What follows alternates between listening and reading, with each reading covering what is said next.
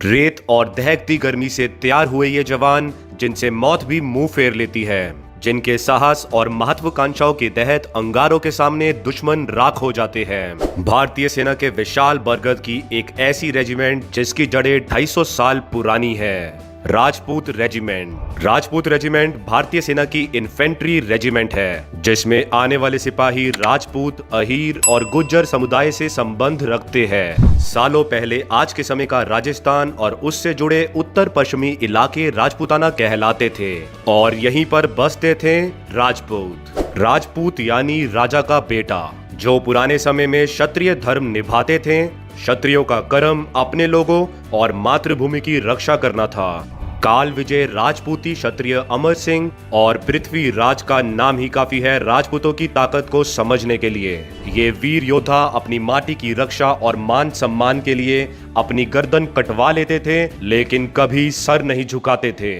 इसी बात ने अंग्रेजी सल्तनत को इनकी तरफ आकर्षित किया और 1778 में राजपूतों को 3rd बटालियन के रूप में अपनी सेना में शामिल कर 31 बंगाल नेटिव इन्फेंट्री को अस्तित्व में लाया गया।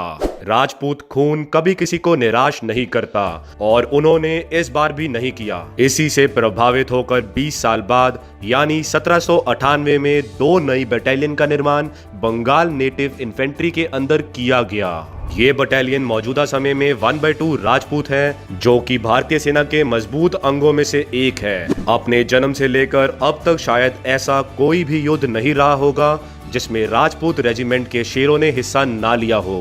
पहली बटालियन ने दिल्ली के युद्ध में इंपीरियल कोर्ट में मराठों की मौजूदा शक्ति को तोड़कर रख दिया था। इसी रेजिमेंट ने हैदर अली से युद्ध कंडलोर जीता था। उनकी इसी बहादुरी के लिए विपरीत दिशाओं में बने कटारों को उनका राज चिन्ह बनाया गया, जो आज तक राजपूत रेजिमेंट का इंसिग्निया है। गोरखा शक्ति के खिलाफ अंग्रेजी अभियान हो या एंग्लो सिख युद्ध या फिर बात की जाए गुजरात युद्ध की, राजपूत रेजिमेंट के सिपाही बड़ा हिस्सा बनकर अंग्रेजों की ओर से लड़े थे। 1857 के विद्रोह के स्वर भी राजपूत रेजिमेंट से शुरू हुए थे। इनकी दहाड़ की आवाज पहले और दूसरे विश्व युद्ध में भी सुनने को मिलती है। दूसरे विश्व युद्ध के दौरान इन्होंने बर्मा अभियान से लेकर इजिप्ट, इथोपिया, हांगकांग और अर्मीनिया के रेगिस्तान में दुश्मनों को तबाह करके रख दिया था। भारत के आजादी के समय रेजिमेंट में 50% की भारी संख्या में मौजूद पंजाबी और बंगाली मुस्लिम सैनिक इसका मजबूत हिस्सा थे।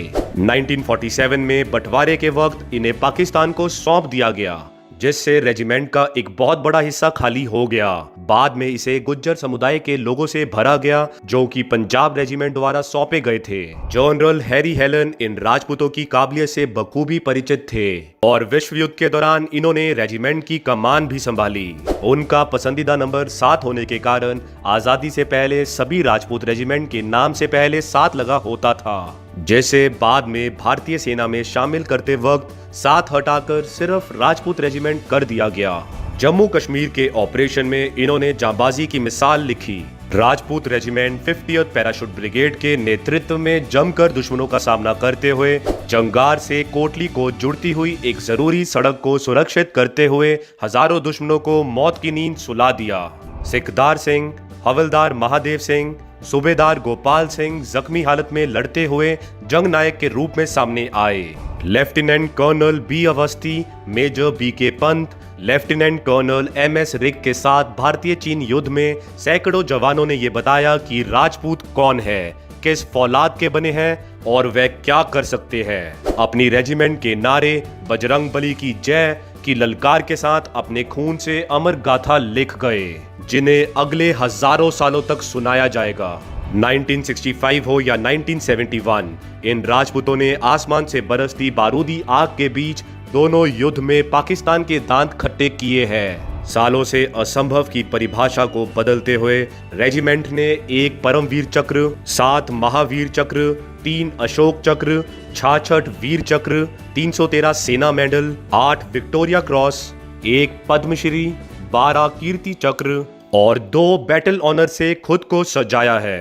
रेजिमेंट का केंद्र फतेहगढ़ उत्तर प्रदेश में मौजूद है। भारत के पहले आर्मी चीफ कोडंडेरा मडप्पा करियप्पा और 23rd army chief general VK Singh Rajput regiment से ही है। रेजिमेंट अपने सिद्धांत सर्वत्र विजय मतलब विक्ट्री एवरीवेयर के साथ पूरा इंसाफ करती बड़ी दृढ़ता से आगे बढ़ रही है।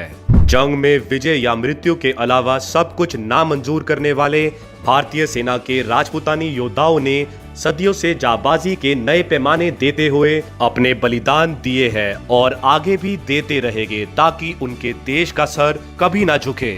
अगर आपके पास कोई डाउट है तो नीचे कमेंट सेक्शन में जरूर पूछें। लाइक करें इस वीडियो को और हमेशा की तरह हमारी वीडियो को शेयर करें। मिलते हैं अगली वीडियो में।